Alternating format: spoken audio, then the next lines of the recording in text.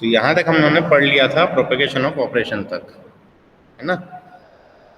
Advance class diagram पढ़ रहे थे तो उसमें प्रोपेगेशन ऑपरेशन तक हमने पढ़ लिया था पिछली क्लास में। नेक्स्ट हम देखते हैं एब्स्ट्रैक्ट क्लास। ठीक है, तो अब एब्स्ट्रैक्ट क्लासेस क्या होती हैं?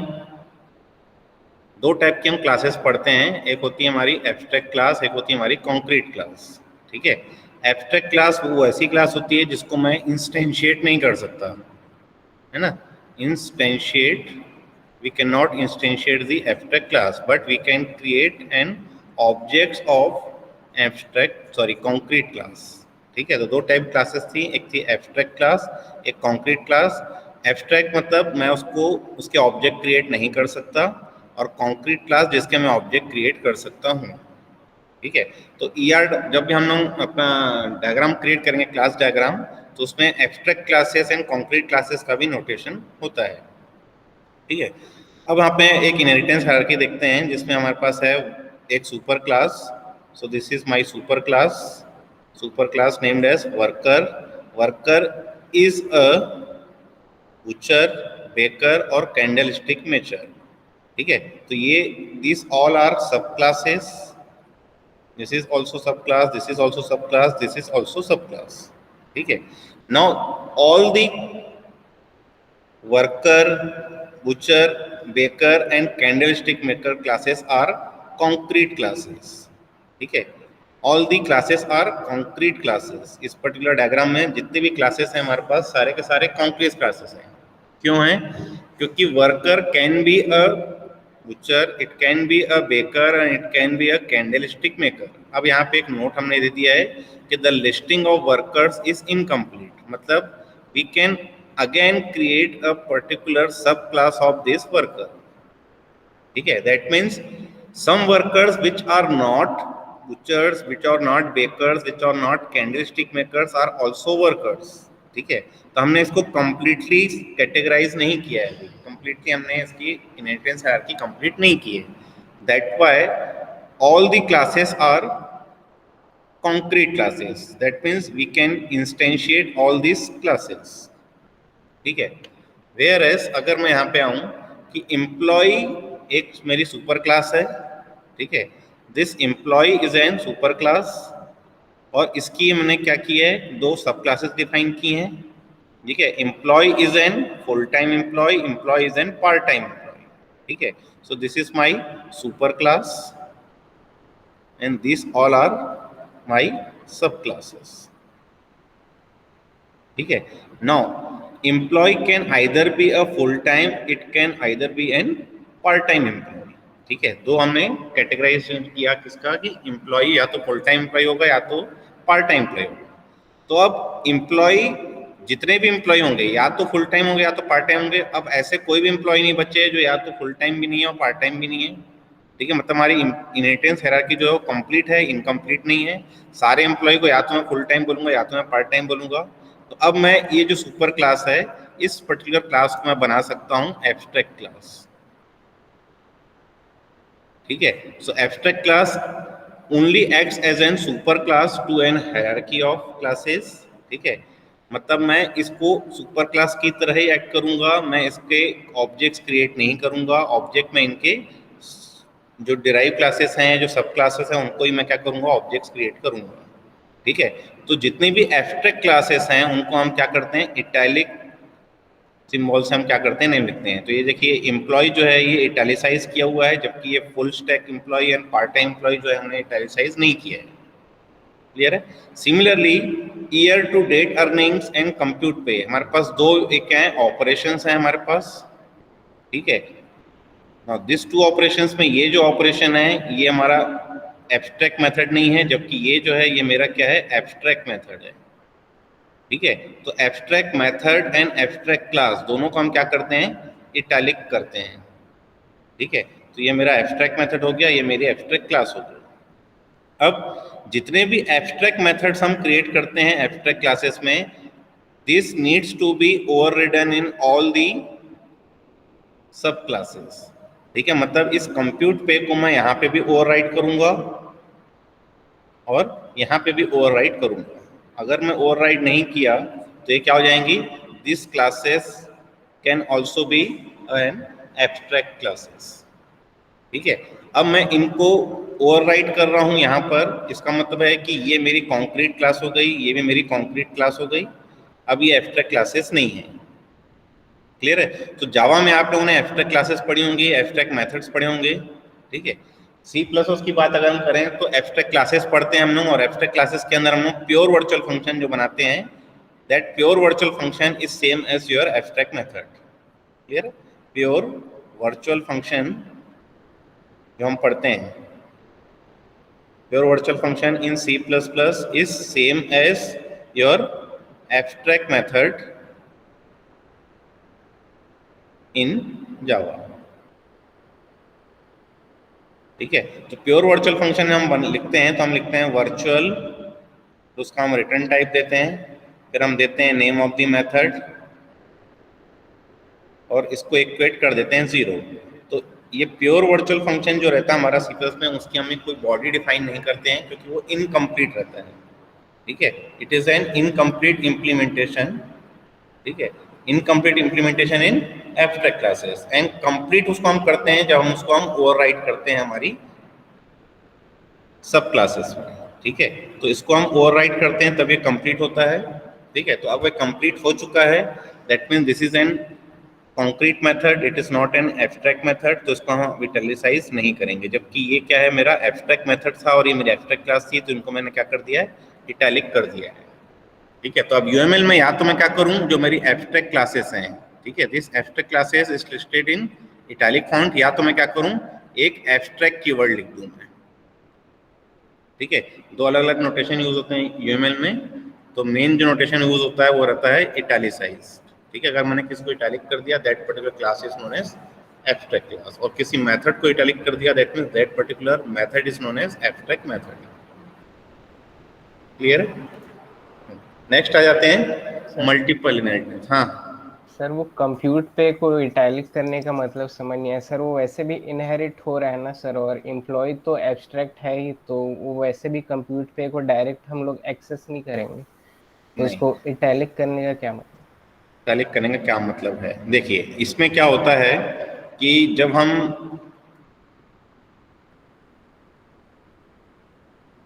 देखिए, ये मेरी क्या है, एक एब्स्ट्रैक्ट क्लास है। ठीक है, this employee is an abstract class. ठीक है, अब इसमें एक एब्स्ट्रैक्ट मेथड डिफाइन किया है हमने, this abstract method is defined in employee class. तो अभी इसको मैंने एब्स्ट्रैक्ट कर दिया है, मतलब this is an incomplete implementation. अगर मैं इसको एज इट इज यहाँ पे यूज करूं और इसको एज इट इज यहाँ पे यूज करूं, तो this are also an incomplete. ठीक है, दिस इज ऑल्सो इनकम्प्लीट। तो मैं इनको कंप्लीट करने के लिए मैं क्या करता हूं, इन एब्स्ट्रैक्ट मेथड को मैं करता हूं ओवरराइड। ठीक है, एक आपने कॉन्सेप्ट पढ़ा होगा, मेथड ओवरराइडिंग, पढ़ा था आपने जावा में, या सी प्लस प्लस भी अगर आप पढ़े होंगे कहीं पे। तो मेथड ओवरराइडिंग क्या होता है कि जो पर्टिकुलर मेथड रहता है, वो मेथड को हम एज इट इज क्या करते हैं, उनको रखते हैं एज इट इज, मतलब उसके जो सिग्नेचर है उसमें हम बिल्कुल भी चेंजेस नहीं करते हैं। ठीक है, अब ये जो है यहाँ पे इनकम्प्लीट है, इसको हमने यहाँ पे कंप्लीट कर दिया, जबकि ये जो ईयर टू डेट अर्निंग्स है, ये मेरा यहाँ पे कंप्लीट मेथड है। इसकी बॉडी में यहाँ डिफाइन किया हूँ कि ये क्या करेगा कि एक रिटर्न टाइप रहेगा इसका एक, फिर ईयर टू डेट अर्निंग्स, ये एक मेथड है, और इसका कुछ यहाँ पे इम्प्लीमेंटेशन मैंने डिफाइन किया गया है। तो ये सेम इम्प्लीमेंटेशन इसमें भी इनहेरिट होगा, ये सेम इम्प्लीमेंटेशन इसमें भी इनहेरिट होगा। तो अगर जब मैं इसका ऑब्जेक्ट क्रिएट करूंगा, सपोज मैंने इसका एफ ऑब्जेक्ट क्रिएट किया, तो मैं F dot year to date earnings call कर सकता हूँ। सिमिलरली यहाँ पे भी मैं P dot year to date earnings call कर सकता हूँ। लेकिन अगर मैं एफ डॉट कंप्यूट पे लिखता हूँ यहाँ पर, ठीक है, तो ये एफ डॉट कंप्यूट पे मैं तभी लिख सकता हूं जब इस पर्टिकुलर इनकम्प्लीट मेथड, ये जो इनकम्प्लीट मेथड था मेरा, इसको जब तक मैं यहाँ पे कंप्लीट नहीं करूंगा, फिर से रीडिफाइन नहीं करूंगा, तब तक मैं इसको कॉल नहीं कर सकता। ठीक है, तो एब्स्ट्रैक्ट मेथड्स डिफाइन करने हैं हमें, तो एब्स्ट्रैक्ट मेथड्स को हमें डिनोट करना है तो हम इटैलिक करते हैं, और एब्स्ट्रैक्ट क्लासेस को भी हम क्या करते हैं, इटैलिक करते हैं। क्लियर है? डाउट क्लियर हुआ आपका? Yes sir. क्लियर है? तो एब्स्ट्रैक्ट मेथड्स और एब्स्ट्रैक्ट मेथड्स को हमें ओवरराइड करना ही पड़ता है हमारी सब क्लासेस में। चलिए नेक्स्ट आ जाते हैं मल्टीपल इनहेरिटेंस। ठीक है, तो multiple inheritance permits a class to have more than one super class and to inherit all the features from all its parent classes. ठीक है, तो more than one super class को हम बोलते हैं मल्टीपल इनहेरिटेंस। मतलब सपोज करो कि मेरे पास एक क्लास ए है, एक क्लास मेरे पास बी है। ठीक है, इन दोनों क्लासेस की मैंने एक क्या कर दी, डिराइव क्लास क्रिएट की, जिसको हम बोल रहे हैं क्लास सी। ठीक है, so this is a multiple inheritance. Types of inheritance पढ़े होंगे आप लोग, सी प्लस में भी पढ़े होंगे, जावा में भी पढ़े होंगे। तो मल्टीपल इनहेरिटेंस का फायदा क्या है कि then you can mix information from two और मोर सोर्सेज। तो जो इंफॉर्मेशन आ रही है वो इंफॉर्मेशन मेरी यहाँ से भी आ रही है, ए से सी भी आ रही है। ठीक है, यहाँ से भी आ रही है और यहाँ से भी आ रही है। कुछ चीजें मैं यहाँ से इनहेरिट कर रहा हूँ, कुछ चीजें मैं यहाँ से इनहेरिट कर रहा हूँ। ठीक है, so this is more complicated form of generalization than single inheritance. तो सिंगल इनहेरिटेंस हम यूज कर रहे थे जब वहां पर हम एक क्लास ए थी और उसको अब इनहेरिट कर रहे थे क्लास बी में। ठीक है, this is my single inheritance. और अगर हम हायरार्किकल इनहेरिटेंस पढ़ते हैं तो this hierarchical inheritance is also a combination of more than one single inheritance. ठीक है, तो ये ए से हम क्या कर रहे हैं कि बी को इनहेरिट कर रहे हैं, so this is one inheritance. A से हम एक सी क्रिएट कर रहे हैं, so this is hierarchical inheritance, but this is a combination of two single inheritance. अगर हम जावा के कॉन्सेप्ट में बात करें तो जावा में सिंगल इनहेरिटेंस ही होता है।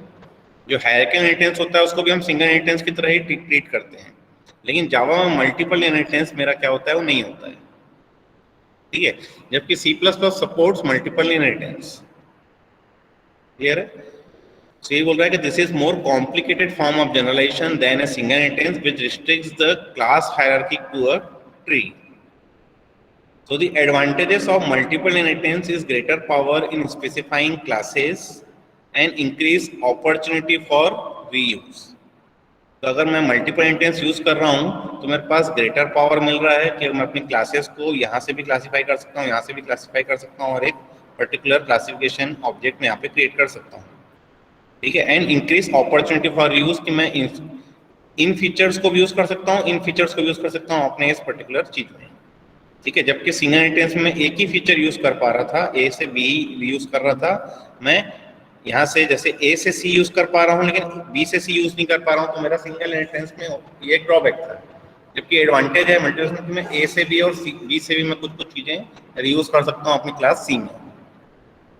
And the drawbacks is the loss of conceptual and implementation simplicity. तो कई बार मैं इसको इम्प्लीमेंट नहीं कर पाता हूँ।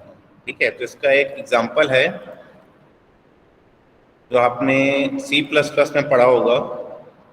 ठीक है, C++ से हम देखते हैं कि हमारे पास एक हायरार्की है जिसको हम बोलते हैं मल्टीपाथ इनहेरिटेंस। तो एक होता है ए से बी, ए से सी, फिर बी और सी से हम बनाते हैं डी।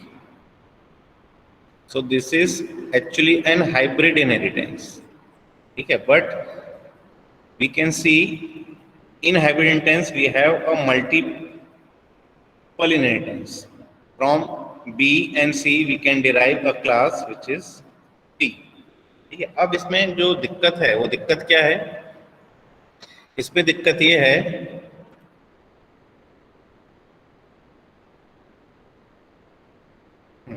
अब इसमें दिक्कत एक ये है कि अगर इसके पास एक एट्रीब्यूट है A, ठीक है, तो वो इनहेरिट होके इधर भी आ रहा है A, इनहेरिट होके इधर भी आ रहा है A। अब इसके पास एक एक्स्ट्रा एट्रीब्यूट आ गया B, इसके पास एक्स्ट्रा एट्रीब्यूट आ गया C। ठीक है, तो ये A से मतलब A से B में वेरिएबल A डिराइव करके ला रहा है, ये भी वेरिएबल A डिराइव करके ला रहा है, एक्स्ट्रा फीचर उसने यूज किया B एंड C। ठीक है, अब B और C से मैं डिराइव कर रहा हूँ D को, तो यहाँ पर यहाँ से जो ए और बी इनहेरिट होके आ रहा है, यहाँ से ए और सी इनहेरिट होके आ रहा है, तो ये ए की जो कॉपी है वो 2 बार इनहेरिट होके आ रही है, एक इस पाथ से इनहेरिट होके आ रही है, एक इस पाथ से इनहेरिट होके आ रही है।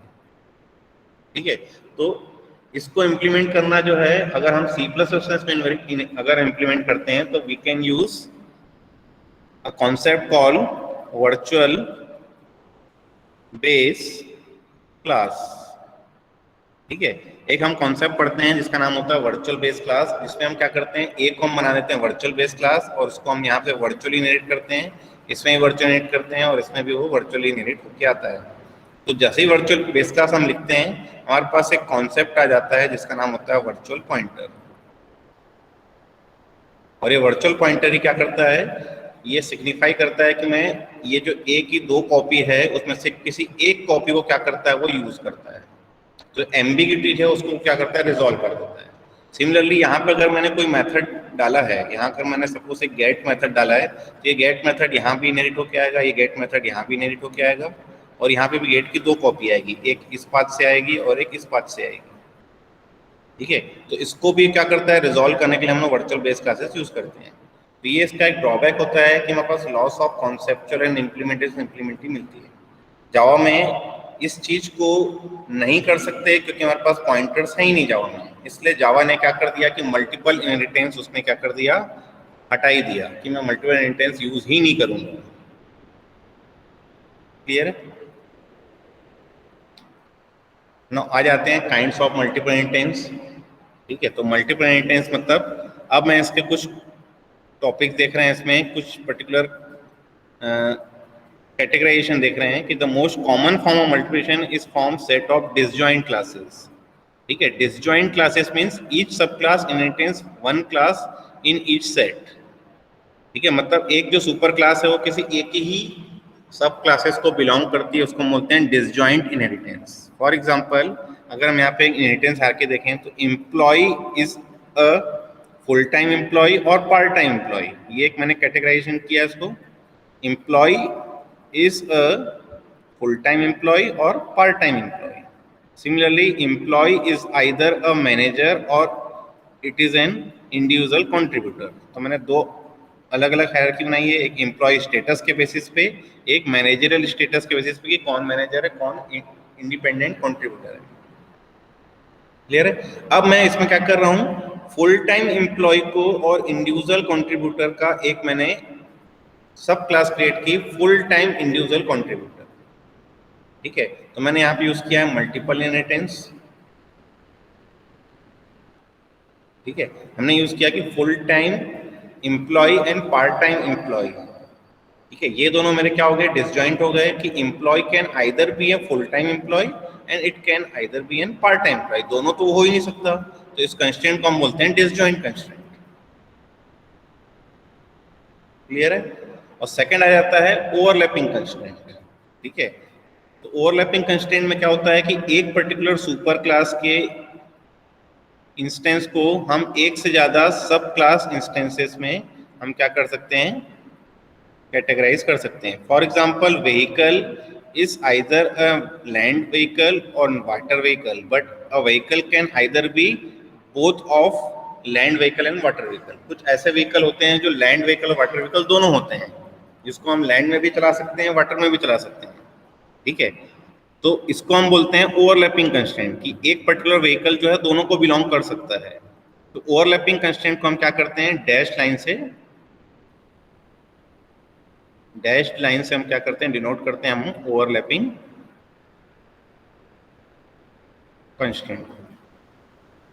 क्लियर है? और साथ ही साथ यहाँ पे एक इनकम्प्लीट भी लिखा हुआ है। इनकम्प्लीट क्यों लिखा हुआ है, क्योंकि व्हीकल कि हमने 2 जो सब क्लासेस क्रिएट की हैं, एक हमने क्रिएट की है लैंड व्हीकल, एक हमने क्रिएट की है वाटर व्हीकल, एक और व्हीकल भी हो सकती है जिसको हम बोलते हैं एयर व्हीकल।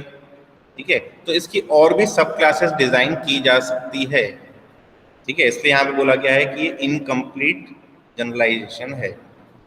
ठीक है, अगर ये vehicle can either be a land vehicle and it can be a water vehicle, अगर या तो लैंड होगा या तो वाटर होगा, ये कंप्लीट हो जाता है तो उसको हम बोलते हैं completeness constraints.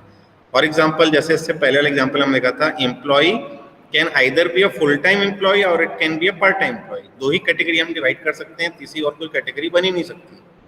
So this is my completeness constraints, ठीक है, इनकम्प्लीट ये नहीं है।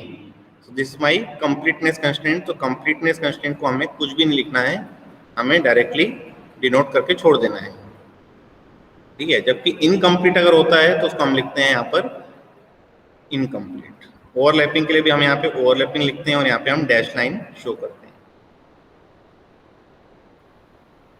क्लियर है? अब आ जाते हैं मल्टीपल क्लासिफिकेशन। तो मल्टीपल क्लासिफिकेशन क्या बोलता है कि क्लासिफिकेशन हम क्या बोलते हैं कि हम किसी एक पर्टिकुलर ऑब्जेक्ट को अगर मुझे क्लासिफाई करना है तो हम उसकी क्या करते हैं, क्लास क्रिएट करते हैं, ठीक है। फॉर एग्जांपल हमने एक ऑब्जेक्ट बनाया, एक क्लास बनाई ए, और एक काम क्या कर रहे हैं, ऑब्जेक्ट क्रिएट कर रहे हैं, A X is equal to new A. तो इस एक्स को हम क्या कर रहे हैं, क्लासिफाई करने के लिए हम एक ऑब्जेक्ट क्रिएट कर रहे हैं, एक क्लास क्रिएट कर रहे हैं, ठीक है। मल्टीपल क्लासिफिकेशन मतलब one object can be a combination of more than one classes, ठीक है। तो मल्टीपल क्लासिफिकेशन अलग चीज है और मल्टीपल जनरलाइजेशन अलग चीज है, मल्टीपल इनहेरिटेंस अलग चीज है और मल्टीपल क्लासिफिकेशन अलग चीज है, ठीक है। So an instance of a class inherently an instance of all ancestors of the class. अगर मैं किसी पर्टिकुलर हायरार्की में अगर बोलूं कि ए है, ए की एक सब क्लास है, बी की एक सब क्लास है सी, अगर मैं सी का अगर कोई ऑब्जेक्ट क्रिएट करता हूं, so it can be an object of C, it is an object of B also, it is an object of C also. यही बोल रहा है कि instances of all is ancestor classes वो क्या होता है, रहता है, ठीक है। अब यहाँ पर हम देखते हैं कि मल्टीपल क्लासिफिकेशन में हम यहाँ पर यूज कर रहे हैं एक पर्टिकुलर वर्क अराउंड, ठीक है। अब यहाँ पे बता रहा है कि पर्सन का एक पार्ट हम बना दिए हैं कि पर्सन के एक पार्ट को हम बोल रहे हैं university member. So university member is an part of person, ठीक है। तो a person can be associated to any of the universities. तो वो एक से ज्यादा यूनिवर्सिटी का यूनिवर्सिटी मेंबर बन सकता है, तो it is one two many, ठीक है। अब यूनिवर्सिटी मेंबर को हम क्या कर रहे हैं, कैटेगराइज कर रहे हैं कि university member can also be an faculty, it can be a student, it can be a staff. और फिर इसकी एक और हायरार्की में कि an instructor can also be an faculty और it can be a student, ठीक है। तो इंस्ट्रक्टर जो है फैकल्टी भी हो सकता है, इंस्ट्रक्टर जो है स्टूडेंट भी हो सकता है। तो हम क्या कर रहे हैं, इंस्ट्रक्टर को मल्टीपल क्लासिफिकेशन दे रहे हैं, ठीक है। तो यहाँ पे देखिए जो ओवरलैपिंग इसलिए दिया गया है क्योंकि university member can also be a faculty and student both, इसलिए यहाँ बोल रहा है कि ओवरलैपिंग कंस्ट्रेंट है। क्लियर है? सो दिस वर्क अराउंड को हम अगले इसमें पढ़ते हैं, ठीक है। तो dealing with lack of multiple inheritance is really an implementation issue. तो इम्प्लीमेंटेशन इशू आ जाता है इसमें, तो उसको हम क्या करते हैं, हम बनाते हैं वर्क अराउंड्स, ठीक है। तो तीन टाइप के वर्क अराउंड्स हम पढ़ेंगे, जिसमें हम जनरली उसमें टू में हम क्या करेंगे, डेलीगेशन यूज करेंगे और एक में हम यूज करेंगे नेस्टेड जनरलाइजेशन। तो पहला देख रहे हैं, first one is the delegation among composition of parts, ठीक है। तो पहला वर्क अराउंड है हमारा कि delegation using composition of part. That means you can recast a super class with multiple independent generalizations as a composition in which each constituent part replaces one generalization। तो जैसे ये है कि हमने क्या किया कि इस एम्प्लॉय का एक पार्ट हमने ले लिया कि एम्प्लॉयमेंट, और एक पार्ट हमने ले लिया एम्प्लॉय मैनेजमेंट, ठीक है। कि कुछ एम्प्लॉय एम्प्लॉयमेंट के लिए आएंगे, कुछ पर्टिकुलर एम्प्लॉय मैनेजमेंट के लिए आएंगे, ठीक है। तो ये 1 to 1 है। अब इस एम्प्लॉयमेंट के हमने कैटेगराइज कर दिया on the basis of employment status कि वो फुल टाइम एम्प्लॉय है कि वो पार्ट टाइम एम्प्लॉय है। क्लियर है? तो ये हमने यहाँ पे इनहेरिटेंस हायरार्की यूज की, ठीक है, जनरलाइजेशन यूज किया। जबकि यहाँ पर सिमिलरली हमने यूज किया है employee management can also be a manager और it can be a individual contributor on the basis of their managerial status. अगर मैनेजरियल स्टेटस में मैनेजर है तो वो इसको बिलोंग करेगा, अगर वो इंडिविजुअल कंट्रीब्यूटर है तो यहाँ पे बिलोंग करेगा, ठीक है। तो यहाँ पे हम क्या कर रहे हैं, डेलीगेशन यूज कर रहे हैं, जिसमें हम एक पार्ट को हम क्या कर रहे हैं, अलग हायरार्की मेंटेन कर रहे हैं, दूसरे पार्ट की हम क्या कर रहे हैं, अलग हायरार्की मेंटेन कर रहे हैं। क्लियर है? वही बोल रहा है कि delegation using composition of parts. So this approaches replaces a single object having a unique ID by a group of related objects that compose an extended object. And inheritance of operation across the composition is not automatic. तो ये जो operations हम इसमें define करेंगे वो इसमें automatically apply नहीं होगा। The composite must catch operations and delegate them to the appropriate part. ठीक है, तो जो कंपोजिशन है इसके जो ऑपरेशन है उनको यहाँ पे हमें डेलीगेट करना पड़ेगा थ्रू एम्प्लॉय। सेकेंड आ जाते हैं inheritance the most important class and delegate the rest. तो जो मोस्ट इंपॉर्टेंट है उसको हम क्या करेंगे, इनहेरिटेंस हायरार्की में रखेंगे, जनरलाइजेशन हायरार्की में रखेंगे। फॉर एग्जांपल एम्प्लॉय के एम्प्लॉयमेंट स्टेटस को अगर हम इंपॉर्टेंट मानते हैं तो उसको हमने एक जनरलाइजेशन हायरार्की बना दी कि employee can either be a full time employee and part time employee. ठीक है, और दूसरे वाले पार्ट को हम क्या कर रहे हैं, डेलीगेट कर दे रहे हैं। हम डेलीगेट कर दे रहे हैं कि इसके पार्ट को हम बनाते हैं कि कुछ मैनेजर हैं, कुछ उसमें individual contributor on the basis of their managerial status. Third use करते हैं नेस्टेड जनरलाइजेशन। तो नेस्टेड जनरलाइजेशन मतलब अब हमारे पास एक सुपर क्लास है, उसकी हमने एक से ज़्यादा सब क्लासेस क्रिएट की हुई हैं। एक हमने क्या की है यहाँ पर इनहेरिटेंस या जनरलाइजेशन हायरार्की उसकी on the basis of there employment status. तो फुल टाइम और पार्ट टाइम हमने डिवाइड कर दिया। अब फुल टाइम में हम क्या कर रहे हैं, मैनेजर और इंडिविजुअल कर रहे हैं, पार्ट टाइम में मैनेजर और इंडिविजुअल कर रहे हैं। तो दिस इज नेस्टेड जनरलाइजेशन। ठीक है, नेस्टेड जनरलाइजेशन यूज करते हैं तो हम यूज करते हैं मल्टी लेवल इनहेरिटेंस। क्लियर, हम यूज करते हैं उस केस में मल्टी लेवल इनहेरिटेंस, जिसमें हमारी जो मिडिल क्लास रहती है वो सब क्लास भी रहती है और वो अपनी सब क्लासेस के लिए सुपर क्लास भी की तरह भी एक्ट कर सकती है। अब आ जाते हैं कब किसको यूज करेंगे।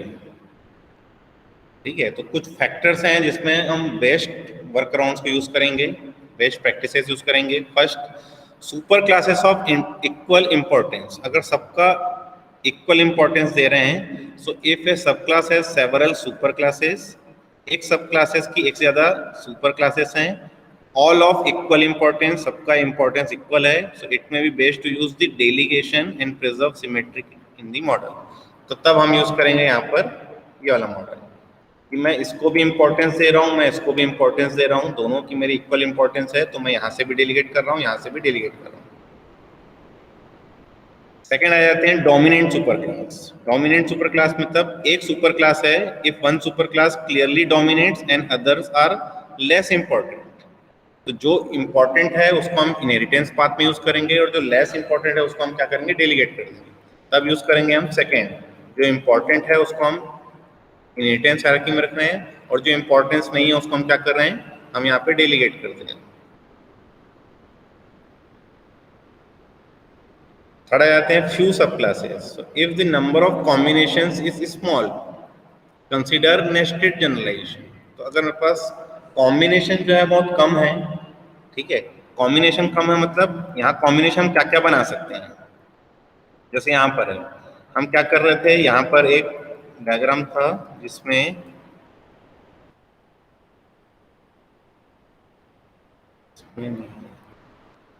हाँ ये, इसमें देखिए जो फुल टाइम एम्प्लॉय और इंडिविजुअल कंट्रीब्यूटर की एक मैंने सब क्लास क्रिएट की है, full time individual contributor.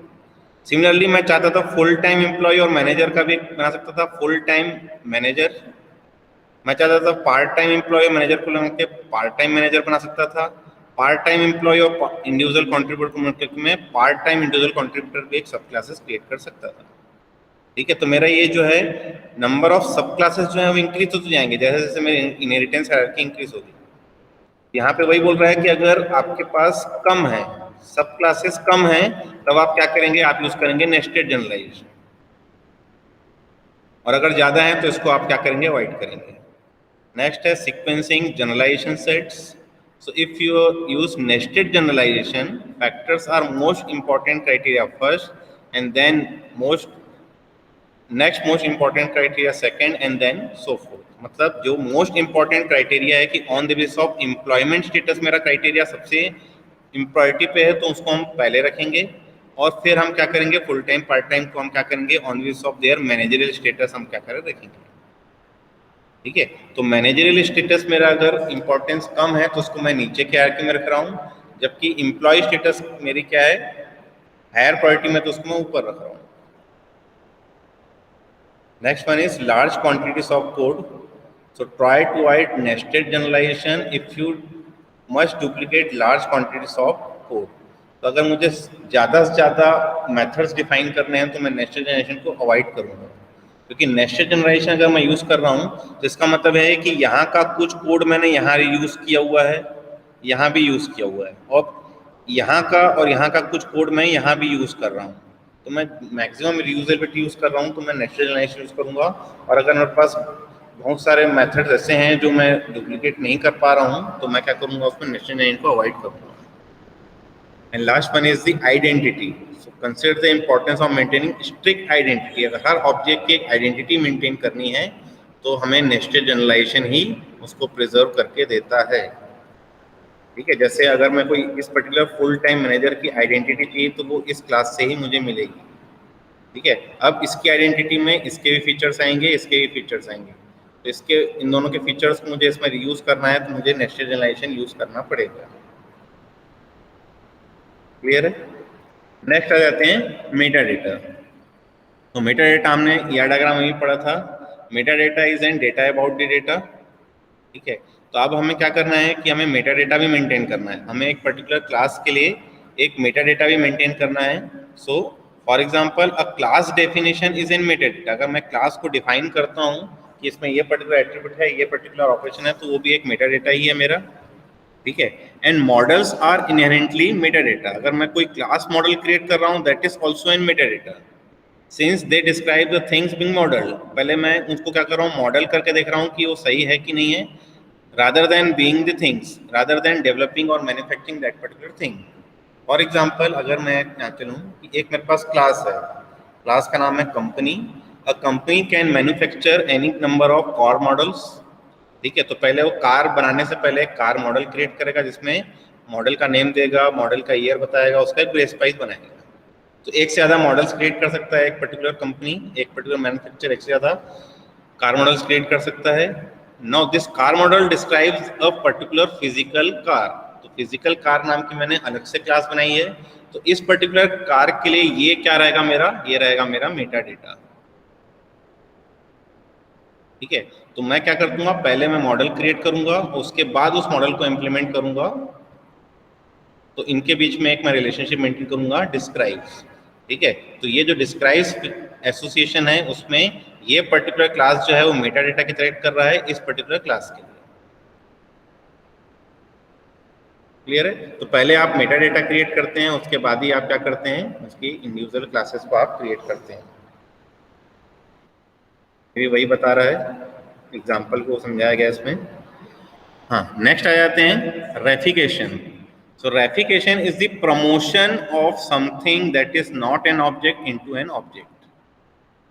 So reification is a helpful technique for meta applications because it lets to shift the levels of abstraction. तो levels of abstraction आप increase करने के लिए आप क्या करते हैं, reification use करते हैं। अब इसमें promote क्या क्या कर सकते हैं? So you can promote attributes, you can promote methods, you can promote constraints and control information into objects.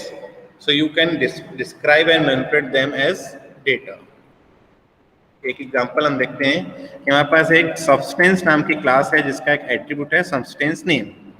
ठीक है, अब अगर हमें मेंटेन करना है कि एक पर्टिकुलर सब्सटेंस नेम के एक से ज्यादा सब्सटेंस नेम हो सकते हैं, एक पर्टिकुलर सब्सटेंस के एक से ज्यादा हम सब्सटेंस नेम मेंटेन कर रहे हैं। सिमिलरली एक पर्टिकुलर सब्सटेंस नेम के एक से ज्यादा सब्सटेंस को क्या कर रहा है, बिलोंग कर रहा है।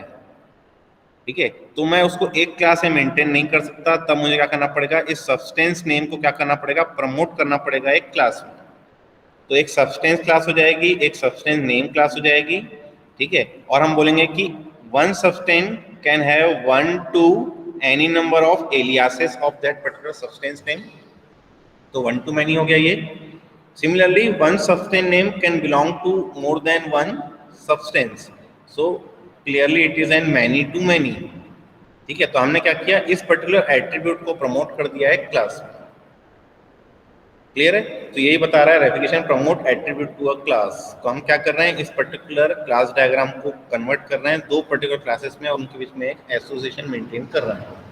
और यहाँ पे हम एसोसिएशन एंड नेम भी मेंटेन कर रहे हैं कि इस पर्टिकुलर सब्सटेंस के एक से ज्यादा एलियासेस हो सकते हैं, एक से ज्यादा सब्सटेंस नेम्स हो सकते हैं। क्लियर है? नेक्स्ट आ जाते हैं कंस्ट्रेंट्स।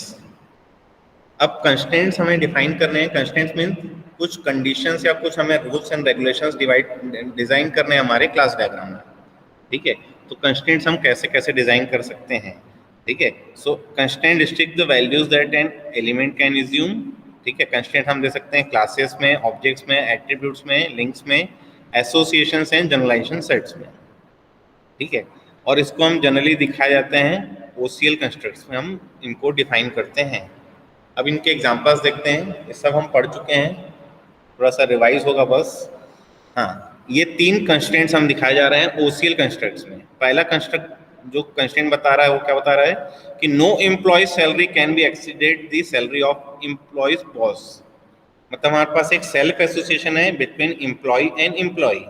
तो सेल्फ एसोसिएशन में बता रहा है कि एसोसिएशन एंड बता रहा है बॉस, और जहां पे एसोसिएशन एंड नेम दिया मतलब that is definitely an employee, ठीक है? तो हम यहाँ बता रहे हैं कि एम्प्लॉय की जो सैलरी है,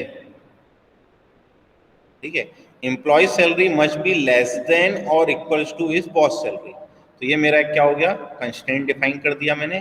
किसमें? इस पर्टिकुलर एट्रीब्यूट पे, 2 पर्टिकुलर इंस्टेंस के बीच में, ठीक है? दूसरा हम बता रहे हैं कि no window can have the aspect ratio that is the length divide by width of less than 0.8 and greater than 1.5। मतलब इस पर्टिकुलर विंडो क्लास में जो 2 एट्रीब्यूट डिफाइन किए, लेंथ एंड विड्थ, इनका जो मैं अगर डिवाइड करूं, इसका जो मैं एस्पेक्ट रेशियो निकालूं, तो एस्पेक्ट रेशियो जो आना चाहिए, ये एस्पेक्ट रेशियो मेरा 0.8 से 1.5 के बीच में ही आना चाहिए। मतलब मैं लेंथ और विड्थ की वैल्यू ऐसे लूंगा कि उनका जो डिवीजन है वो इन पर्टिकुलर रेंजेस के बीच में आनी चाहिए। तो ये भी मेरा एक कंस्ट्रेंट हो गया जो हम इन पर्टिकुलर एट्रीब्यूट्स में दिखा रहे हैं। अब इन दोनों कंस्ट्रेंट में डिफरेंस ये है कि ये 2 इंस्टेंसेस में बता रहा है, ठीक है? इसमें 2 इंस्टेंसेस यूज हो रही हैं, एक बॉस का इंस्टेंस है और एक एम्प्लॉय का इंस्टेंस है। जबकि ये सिंगल इंस्टेंस में मैं क्या कर रहा हूँ, एक कंस्ट्रेंट डिफाइन कर रहा हूँ कि उसके सिंगल इंस्टेंस में एट्रीब्यूट की वैल्यूज ऐसी होनी चाहिए कि उनका एस्पेक्ट रेशियो इन दोनों पर्टिकुलर वैल्यूज के बीच में होना चाहिए। तीसरा बोल रहा है कि the priority of A job may not increase, ठीक है? तो constraint on the same object over time. तो जैसे जैसे टाइम चेंज हो रहा है, मैं यहाँ प्रायोरिटी इंक्रीज नहीं होनी चाहिए, ये मेरा बता रहा है कंस्ट्रेंट कि प्रायोरिटी जैसे पहले प्रायोरिटी थी अभी भी वो प्रायोरिटी होनी चाहिए, time to time priority change नहीं करेंगे। ये भी एक कंस्ट्रेंट हम क्या कर रहे हैं, ऑब्जेक्ट में डिफाइन कर रहे हैं। अब आ जाते हैं कंस्ट्रेंट्स ऑन जनरलाइजेशन सेट्स। तो कंस्ट्रेंट्स ऑन जनरलाइजेशन सेट में हम 4 कंस्ट्रेंट्स पढ़ चुके हैं। एक तो डिसजॉइंट, एक ओवरलैपिंग, एक कंप्लीट, एक इनकम्प्लीट, ठीक है? तो डिसजॉइंट कंस्ट्रेंट पढ़ा था जिसमें एक पर्टिकुलर सुपर क्लास जो थी वो इनहेरिटेंस हायरार्की में या तो ये ए जो है बी और सी में जब कैटेगराइज हो रहा है तो ए या तो इसको बिलोंग करेगा या तो इसको बिलोंग करेगा, दोनों को बिलोंग नहीं कर सकता। So one super class belong to only one sub classes, तो उसको बोलते हैं हम डिसजॉइंट कंस्ट्रेंट। तो डिसजॉइंट कंस्ट्रेंट को हम डिफाइन नहीं करते हैं, ठीक है, कोई नोटेशन से। ओवरलैपिंग कंस्ट्रेंट बोलता है कि एक पर्टिकुलर सब सुपर क्लास जो है वो एक से ज्यादा सब क्लासेस में डिवाइड हो सकता है। तो उसका एग्जांपल हमने देखा था vehicle, land vehicle, water vehicle. Vehicle can be both land vehicle and water vehicle, जो यहाँ हमने बताया था ओवरलैपिंग कंस्ट्रेंट, ठीक है? फिर हमने कंप्लीटनेस एंड इनकम्प्लीटनेस कंस्ट्रेंट भी देखा था कि अगर कंप्लीट कर दे रहे हैं हम, ये पर्टिकुलर इंस्टेंस जो है या तो इसको बिलोंग करेगा या तो इसको बिलोंग करेगा और कोई तीसरी कैटेगरी नहीं है, तो इसको बोल रहे थे हम कंप्लीटनेस कंस्ट्रेंट। और अगर ए जो है बी और सी के अलावा भी अगर कोई वैल्यू कंटेन कर रहा है तो उसको हम बोल रहे थे incomplete constraints. For example vehicle जो है वो लैंड व्हीकल और वाटर व्हीकल है। व्हीकल मेरा एयर व्हीकल भी हो सकता है, मतलब ये इनकम्प्लीट है। मैं आगे चल के और यहाँ पर एयर व्हीकल नाम की मैं क्या कर सकता हूँ, एक क्लास क्रिएट कर सकता हूँ, that is why it is N incomplete. तो जब इनकम्प्लीट कंस्ट्रेंट्स रहता है तो मेरी ये जो सुपर क्लास है इसको मैं जनरली रखता हूँ कॉन्क्रीट क्लास। जबकि अगर ये कंप्लीटनेस कंस्ट्रेंट्स की तरह आ जाता है, मतलब ये जो है या तो इसको बिलोंग करता है, तो इस पर्टिकुलर केस में मैं इसको क्या कर देता हूँ, उसको मैं क्रिएट कर देता हूँ एब्स्ट्रैक्ट क्लास, क्योंकि मैं इसको इंस्टेंशिएट नहीं करूंगा। वो एब्स्ट्रैक्ट नहीं आएगा क्या सर ऊपर वाला? क्यों सा? ये एब्स्ट्रैक्ट नहीं आएगा क्योंकि मैं इसको इंस्टेंशिएट कर रहा हूँ ना। एयर व्हीकल को मैं इसी से डिनोट कर रहा हूँ, लैंड व्हीकल को मैं इससे डिनोट कर रहा हूँ, वाटर व्हीकल को मैं इससे डिनोट कर रहा हूँ। एयर व्हीकल अभी मैंने सब क्लास से डिवाइड नहीं किया है, तो एयर व्हीकल मेरा इसी के इंस्टेंस से ही क्रिएट होगा, तो इसका ऑब्जेक्ट क्रिएट करना नेसेसरी है उस केस में मुझे, जबकि एब्स्ट्रैक्ट क्लास में इसको मैं इंस्टेंशिएट कर ही नहीं सकता, ऑब्जेक्ट क्रिएट सर कर वो ही नहीं सकता। इनहेरिट हो रहा है ना व्हीकल? कौन सा? हाँ, सर तो इनहेरिट कर रहे हैं, ऑब्जेक्ट बना रहे हैं क्या? ऑब्जेक्ट क्यों क्यों नहीं नहीं बना बना सकते? रहे? ऑब्जेक्ट क्यों नहीं बना सकते? जब क्लास डायग्राम बना रहे हो तो ऑब्जेक्ट तो बनाओगे ही आगे चल के। नहीं सर, व्हीकल का ऑब्जेक्ट पूछ रहा था। लैंड व्हीकल, वाटर व्हीकल का तो ऑब्जेक्ट बनाएंगे, व्हीकल का डायरेक्ट ऑब्जेक्ट बनाएंगे। बिल्कुल बना सकते हैं, यहाँ पर हम vehicle v is equal to new और व्हीकल करके हम ऑब्जेक्ट क्रिएट कर सकते हैं, और इस पर्टिकुलर व्हीकल को हम एयर व्हीकल का जो एग्जांपल था उसको मैं व्हीकल से ही यूज कर सकता हूँ, क्योंकि इसकी मैंने सब कैटेगरी बनाई नहीं है अभी। तो एयर यस व्हीकल को सर। तो मैं इस व्हीकल से ही यूज करूंगा ना, न तो वो लैंड व्हीकल है, न तो वाटर व्हीकल है। यस सर, ठीक है, हाँ। जबकि अगर मैं एब्स्ट्रैक्ट क्लास क्रिएट कर देता हूँ ए से बी और सी, ठीक है, अब एक कंप्लीटनेस हो गया कि ए या तो बी को बिलोंग करेगा या तो सी को बिलोंग करेगा, एक ही अपनी अब कोई आइडेंटिटी नहीं बची है। तो अब मैं इसको कर दूंगा एब्स्ट्रैक्ट क्लास, क्योंकि अब इसको मैं इंस्टेंशिएट नहीं करूंगा, मैं या तो इसको इंस्टेंशिएट करूंगा या तो मैं इसको इंस्टेंशिएट करूंगा।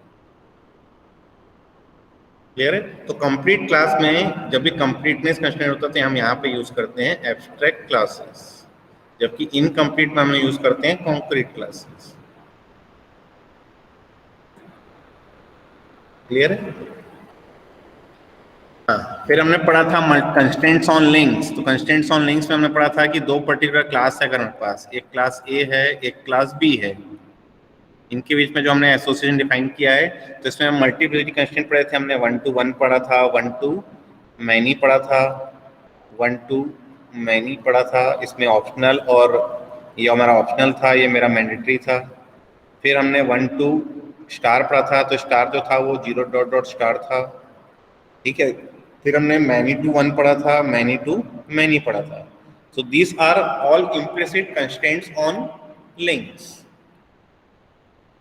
ठीक है, तो कंस्ट्रेंट्स डिफाइन कर रहा है ये उन पर्टिकुलर ऑब्जेक्ट्स में कि ये इनके एक ऑब्जेक्ट से लिंक रिलेशनशिप में है कि एक से ज्यादा ऑब्जेक्ट में रिलेशनशिप में है। फिर हमने मल्टीप्लिसिटी पढ़ाई थी हमने एट्रीब्यूट्स में, कि हम कोई पर्टिकुलर क्लास डायग्राम क्रिएट कर रहे थे, और इस पर्टिकुलर क्लास में फॉर एग्जांपल हमने डिफाइन किया था पर्सन, और पर्सन को हमने दिया था नेम ऑफ स्ट्रिंग, और इसके सामने अपने मल्टीप्लिसिटी कंस्ट्रेंट दिया था कि 1, मतलब it is N mandatory and single valuable, एक ही वैल्यू करेगा और उसको मैंडेटरी है जिसको हम डिफाइन करना जरूरी है। सिमिलरली हमने देखा था एड्रेस, तो एड्रेस हमने देखा था स्ट्रिंग, और स्ट्रिंग में हमने दिया था 1 डॉट डॉट स्टार, मतलब मिनिमम एक एड्रेस लेना जरूरी है और एक से ज़्यादा एड्रेसेस भी मैं कंटेन कर सकता हूँ। तो हमने यहाँ देखा था मल्टी वैल्यूड एट्रीब्यूट को और मैंडेटरी एट्रीब्यूट को। मैंडेटरी है कि एड्रेस मुझे देना ही पड़ेगा। ठीक है, फिर हमने दिया था यहाँ पे phone number is of string and star दिया हुआ है या फिर 0 डॉट डॉट स्टार लिया है, both are same, that means it is an optional value, मतलब person can have any number of phones and it cannot contain a phone, that means optional मतलब मैं null वैल्यू उसमें store कर सकता हूँ, हो सकता है इसमें कोई फोन नंबर है ही नहीं उसके पास। ठीक है, तो यहाँ पे मल्टी वैल्यू यूज हो रहा है और ऑप्शनल वैल्यू भी यूज हो रही है। ठीक है, तो ये हमने एक मल्टीप्लिसिटी कंस्ट्रेंट हमने एट्रीब्यूट में भी पढ़ा था, तो वो कंस्ट्रेंट वही हो गया। फिर हमने देखा था क्वालिफाइंग एसोसिएशन। क्वालिफाइंग एसोसिएशन में हमने पढ़ा था कि एक क्लास थी हमारे पास बैंक, और हमने क्वालिफाइंग एसोसिएशन यूज किया था जिसमें हम यूज किए थे अकाउंट नंबर, जो क्वालिफाई करके दे रहा था हमें एक पर्टिकुलर इंडिविजुअल अकाउंट। ठीक है, तो यहाँ पे आ गया था 1, जबकि इसको सेम मैं रिफर कर पा रहा था bank which is associated to any number of accounts and each account number is classified into और distinguished from particular account number. So 1 bank multiple account numbers. ठीक है, तो मैं ऐसा भी यूज कर पा रहा था, ऐसा भी यूज कर पा रहा था। तो यहाँ पे जो हम यूज कर रहे थे, ये यूज कर रहे थे हम क्वालिफाइड एसोसिएशन। तो qualified association is also an constraints on 2 individual classes. फिर हमने देखा था एसोसिएशन क्लास, ठीक है। तो association class is also an constraints between two particular classes. एक क्लास थी, ये दूसरी क्लास थी, इनके बीच में जब एसोसिएशन डिफाइन कर रहे थे, अगर ये एसोसिएशन 1 to 1 है तो कोई दिक्कत नहीं था, 1 to मैनी था तो भी कोई दिक्कत नहीं था, मैनी टू 1 था तो भी कोई दिक्कत नहीं था। मैं क्या यूज़ कर रहा था इसके लिए, इनके लिए मैं यूज़ कर रहा था रेफरेंसेस, ठीक है, रेफरेंस वेरिएबल्स यूज़ कर रहा था। लेकिन अगर ये स्टार टू स्टार हो जा रहा था और उसमें मुझे एट्रीब्यूट मेंटेन करना पड़ रहा था, तो मुझे यहाँ पे यूज़ करना पड़ रहा था एक एसोसिएशन क्लास, ठीक है। So this is known as my association class, जिसमें हम उस पर्टिकुलर एट्रीब्यूट को डिफाइन कर रहे थे यहाँ पर। क्लियर है? So this is also an constraints on links. अब यहाँ पे देखिए एक और कंस्ट्रेंट हमने देखा था, जिसमें हमने देखा था ऑर्डर्ड बैग एंड सीक्वेंसेस, ठीक है। तो ये भी मेरे कंस्ट्रेंट बता रहा था कि ये पर्टिकुलर, अगर मैं किसी पर्टिकुलर ईआर डायग्राम में दो पर्टिकुलर क्लास में एक एसोसिएशन एंड नेम डिफाइन करता हूँ और उसमें डिफाइन करता हूँ ऑर्डर, ये ए क्लास है, ये बी क्लास है, तो बी के जो इंस्टेंसेस है उनको मैं इन्हीं ऑर्डर में एक्सेस करूंगा। तो एक हमने कंस्ट्रेंट डिफाइन किया कि इन्हीं ऑर्डर में मुझे क्या करना है, उनको एक्सेस करना है। बैग्स हम यूज करते हैं तो उसमें ऑर्डर नहीं रहता है, उसमें हम क्या करते हैं, डुप्लीकेट्स अलाउड रहते हैं, मतलब उन डुप्लीकेट इंस्टेंसेस को एक से ज़्यादा विजिट कर सकता हूँ। जबकि सीक्वेंसेस जो होता है वो ऑर्डर्ड बैग्स होते हैं, मतलब डुप्लीकेट भी अलाउड होता है और उसमें ऑर्डरिंग भी होती है। ये भी कंस्ट्रेंट हो गया। अब एक पर्टिकुलर क्लास डायग्राम में दो पर्टिकुलर क्लास के बीच में मल्टीपल एसोसिएशन भी हमने पढ़ा था। तो मल्टीपल एसोसिएशन जैसे ये एग्जांपल दिया गया है, तो यहाँ पे एक है पर्सन टू कमिटी, ठीक है। So person is an member of any number of committee. So एक पर्सन एक से ज्यादा कमिटी में हो सकता है, एक कमिटी में एक से ज्यादा पर्सन हो सकते हैं। So member of is an association name, ठीक है, ये मेरा एक एसोसिएशन हुआ। सिमिलरली अ कमिटी का एक चेयर पर्सन होगा, so a person is an chair of a committee. तो एक पर्सन एक से ज्यादा कमिटी के चेयर हो सकता है, लेकिन एक पर्टिकुलर कमिटी का एक ही चेयर पर्सन हो सकता है। अब इसमें मेरे को दो particular association class association names use किया मैंने, ठीक है। दो एसोसिएशन है तो मुझे अब एसोसिएशन नेम देना पड़ेगा कि कौन सा मेरा मनी टू मैनी है और कौन सा मेरा वन टू मैनी है। प्लस अब अगर मुझे यहाँ पे एक और कंस्ट्रेंट डिफाइन करना है कि this chair person must be a subset of this particular member of, मतलब जो पर्सन इस कमिटी के मेंबर हैं उन्हीं में से मैं क्या करूंगा, एक को बनाऊंगा चेयर पर्सन। तो ये कंस्ट्रेंट डिफाइन हो गया। तो इस कंस्ट्रेंट को मैं यहाँ पे लिख रहा हूँ सबसेट, और इसको ये मैंने यहाँ पे क्या किया, डैश्ड एरो यूज किया है।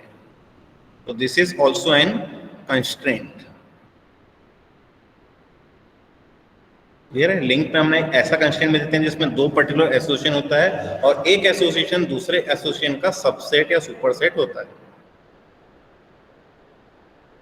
नेक्स्ट देखते हैं डिराइव डेटा। तो derive data is same as your derived attribute in ER diagram, जिसकी वैल्यू मैं अदर एट्रीब्यूट से क्या कर रहा हूँ, डिराइव कर रहा हूँ, ठीक है। तो ये इनहेरिटेंस वाला डिराइव्ड क्लास नहीं है ना, कि एक क्लास है यहाँ से हमने दूसरी क्लास को डिराइव किया, जैसा हम बोलते हैं डिराइव किया, तो ये हो जाती मेरी सुपर क्लास, ये हो जाती मेरी सब क्लास। सी प्लस में जब हम पढ़ते हैं तो उसको हम डिराइव क्लास भी पढ़ते हैं। ये जो डिराइव डेटा है ये डिफरेंट है ना। So a derive element is a function of one और more element in which in turn it may be derive. तो उसको मैं क्या कर रहा हूँ, डिराइव कर रहा हूँ। फॉर एग्जाम्पल जैसे ये है पर्सन, उसमें एक एट्रीब्यूट डिफाइन किया मैंने बर्थ डेट, और दूसरा मैंने डिफाइन किया है age. So age is an derived data, जिसकी वैल्यू मैं डिराइव कर सकता हूँ किससे, बर्थ डेट से। तो कैसे डिराइव करूंगा, तो उसके लिए मेरे पास एक करेंट डेट होना चाहिए और मैं लिखूंगा age is equal to current date minus birth date, तब मुझे क्या मिलेगी, एज की वैल्यू मिलेगी। So it can be derived from other data. Similarly यहाँ पे देखिए एसोसिएशन में भी आप क्या कर सकते हैं, जो डिराइव कर सकते हैं। तो ये एक एसोसिएशन क्लास बनाई है जिसका एक एट्रीब्यूट है ऑफसेट, ये दूसरा एसोसिएशन डिफाइन किया है उसमें भी एक ऑफसेट है, और फाइनल ऑफसेट निकाल रहे हैं कि machine assembly dot offset multiplied by part assembly dot offset को मल्टीप्लाई करूंगा तब मेरे को मेन ऑफसेट मिलेगा, जो ऑफसेट क्लास यहाँ पे बनी गई है। तो यहाँ पे एक कंपोजिशन यूज किया गया है कि assembly is a part of machine. अगर मैं मशीन को डिस्ट्रॉय करता हूं तो मेरी असेंबली भी डिस्ट्रॉय हो जाएगी उसकी। Similarly part is an part of N assembly, तो एक पर्टिकुलर पार्ट अगर उस मशीन का बोलते हैं तो वो भी असेंबली का एक पार्ट है। तो यहाँ पे मैंने कंपोजिशन यूज किया है।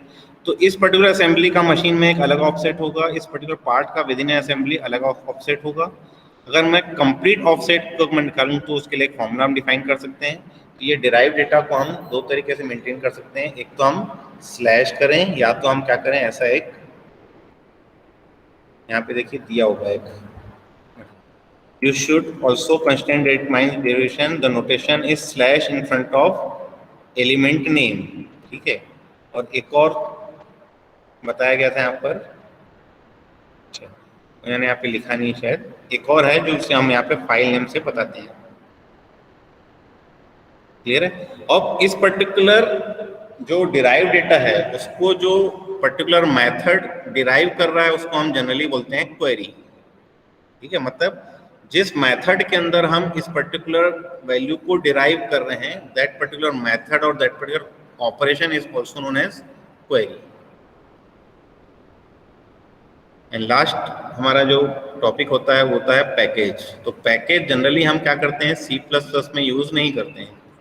जहां हम जावा पढ़ते हैं तो जावा में कॉन्सेप्ट होता है पैकेज। तो package is an group of elements, it is an group of classes, association, generalization and lesser package। मतलब a package is a group of another packages with a common theme। एक theme के अंदर हम क्या करते हैं, उन क्लासेस को डिफाइन करते हैं। so within a package we can use all these classes or one class can access the features of another classes। अगर मैं पैकेज फीचर यूज कर रहा होता, so a package partition a model, मैं क्या करता हूँ मॉडल को पार्टीशन करने के लिए, अपने प्रोजेक्ट को पार्टीशन के लिए डिफरेंट डिफरेंट पैकेजेस क्रिएट करते हैं, make it easier to understand and manage. तो मैं अलग अलग मॉडल को अलग अलग पैकेज में क्या करता हूँ डिवाइड कर सकते हैं।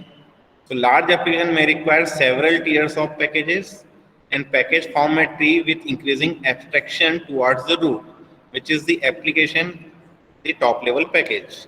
तो पहले रहेगा टॉप लेवल पैकेज, उसके नीचे कुछ पैकेज आएंगे, उसके नीचे कुछ पैकेज आएंगे, ऐसे करके हम क्या करते हैं इसकी हायरार्की मेंटेन करते हैं। जावा में जैसे हम यूज करते हैं, हम लोग क्या यूज करते हैं, हम यूज करते हैं import Java dot lang dot और फिर हम कुछ देते हैं।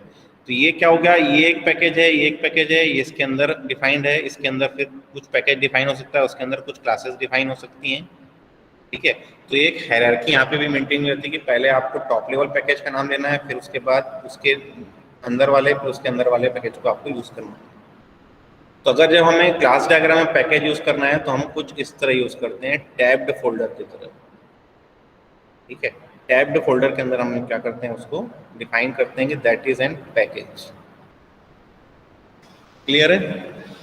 अब यहाँ पर मेरा क्लास डायग्राम टोटली खत्म हो चुका है। अब हम इसके एक दो क्वेश्चंस करके देखेंगे, उसके बाद फिर यूनिट 1 हमारा खत्म हो जाएगा। यहाँ तक किसी कोई डाउट है तो पूछ सकते हैं, एनी डाउट।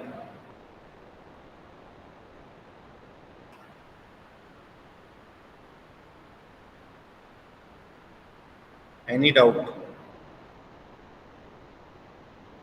सर आगे की स्लाइड्स वो सर आप भेज देते। ये एक स्लाइड में एक चीज ये भी लिखी गई है कि टिप्स फॉर डिवाइजिंग पैकेज, हम पैकेज को कब बनाते हैं। तो इसमें मेन एक चीज मुझे बताना था कि कोहेजन कपलिंग पढ़े हैं कभी जिंदगी में?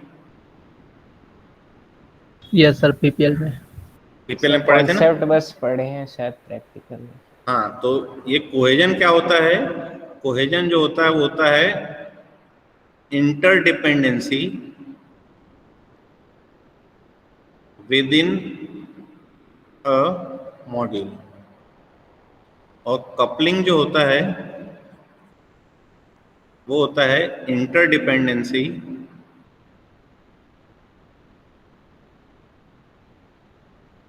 Between the module.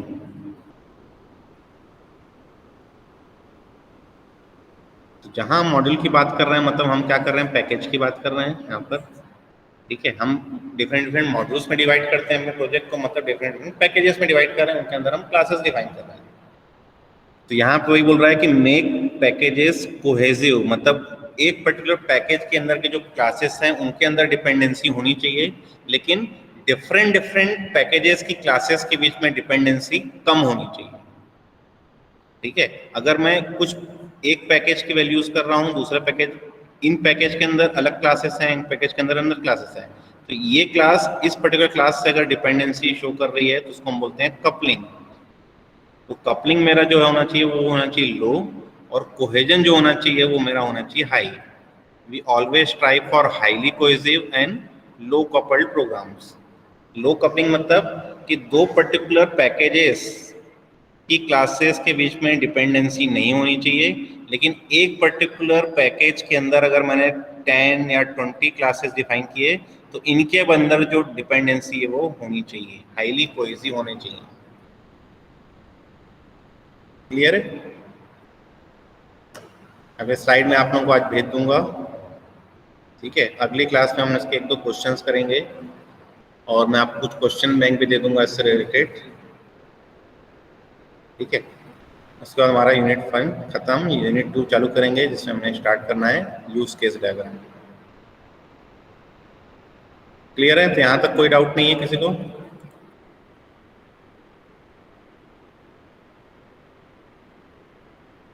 कोई डाउट नहीं है? समझ में आ रहा है सबको?